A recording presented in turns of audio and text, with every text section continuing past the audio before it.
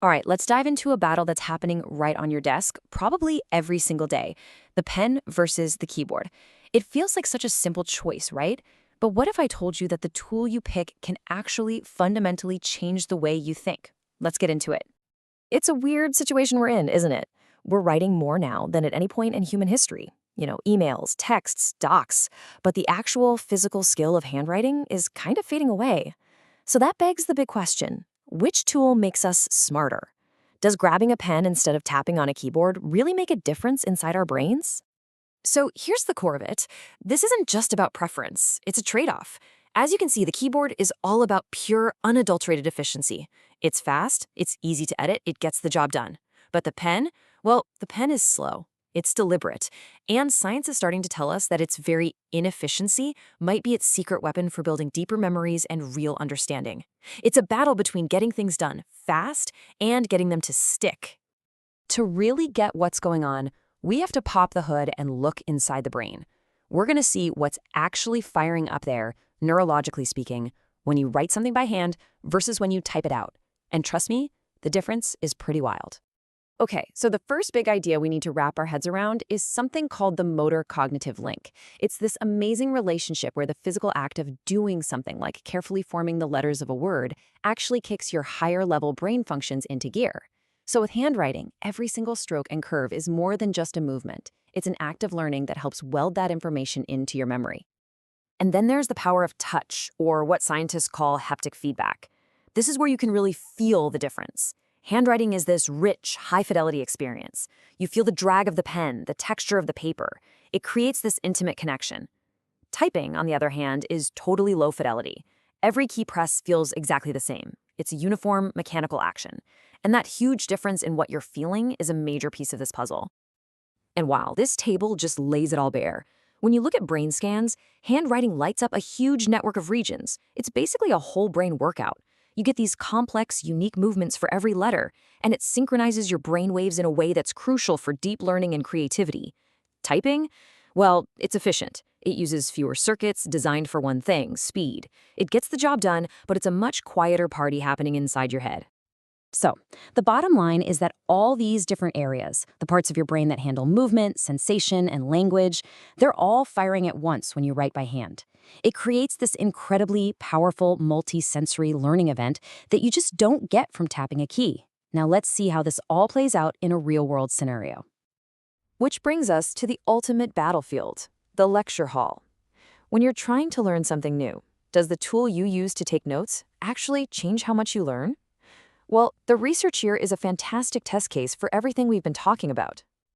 So when you're taking notes, you've basically got two ways of doing it. There's the verbatim approach, where you try to be a court reporter and just capture every single word. And then there's the generative approach, which is about listening, thinking, and summarizing the ideas in your own words. It's the difference between being a transcriber and actually being a learner. And this isn't just a theory. A huge study by Mueller and Oppenheimer found something pretty incredible. The students on laptops, they typed a ton more words. They were amazing at transcribing. But the students who wrote by hand, even though they wrote way less, they consistently did better when it came to understanding the actual concepts. They just got it on a deeper level. This chart just drives the point home perfectly.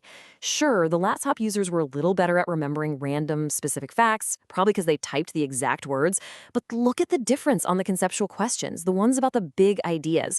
The longhand note takers had a huge advantage. They weren't just recording, they were processing.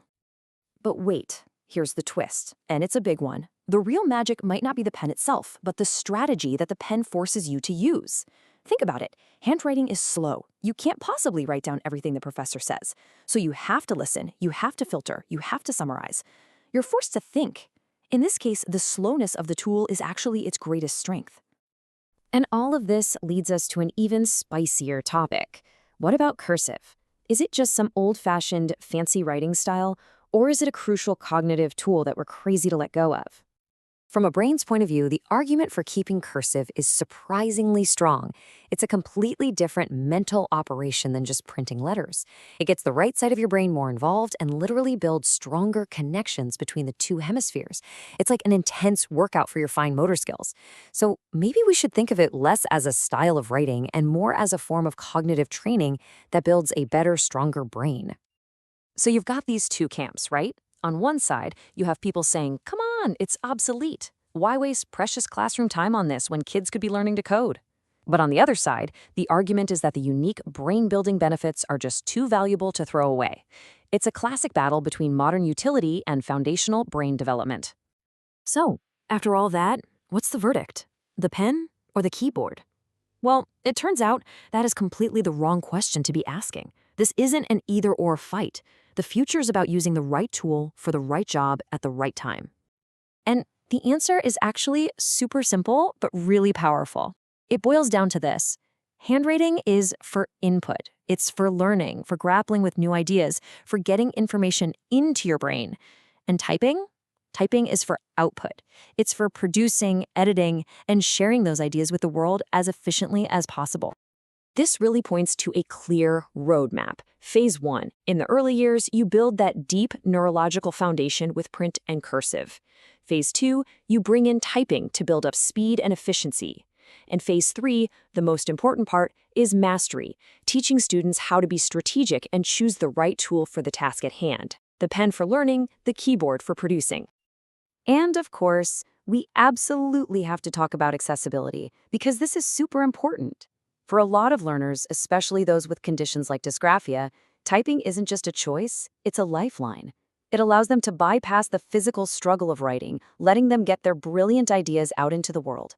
It's a tool that unleashes potential. So, in the end, it's not about which tool is smarter, it's about us becoming smarter users of our tools. The next time you sit down to learn something new or hash out a big idea, the choice is yours. The tool is literally in your hands. So how will you choose to think?